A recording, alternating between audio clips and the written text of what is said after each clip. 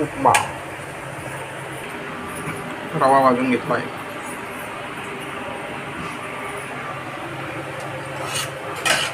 कांदा कापून घेतला आहे. कढीपत्ता, उडदाची डाळ, प्रमाणानुसार मोहरी, कांदा लाल होण्यासाठी चिमूटभर मीठ टाकलं आहे. थोडासा अजून तांबूस होऊ द्या कांदा. आता पाणी आपण टाकूया. कांदा तांबूस झालेला आहे. अजून थोडा.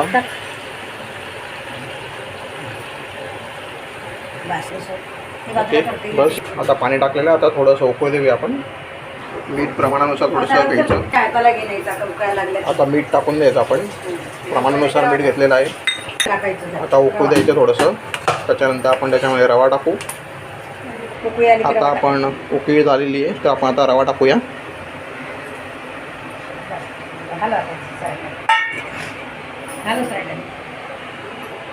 आपण थोडंसं पुन्हा पाणी टाकून घेतलेलं याच्यात. 1.5 ग्लास टाकलं पाणी. 1.5 ग्लास पाणी टाकलेलं आहे.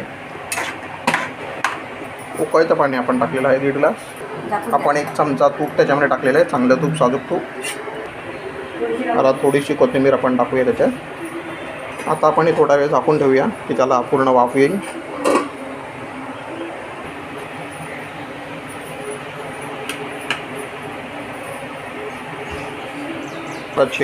आपण आता चेक करूया वाफ आली की नाही.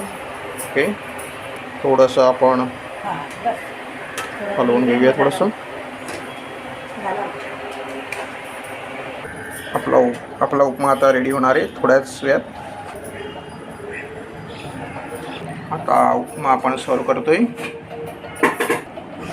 थोडीशी आपण आता त्याच्यामध्ये शेव टाकूया. थोडी आपण आता कोथिंबीर टाकून घेतलेली आणि आपला उपमा झालेला तयार. तर या मग लवकरच खायला.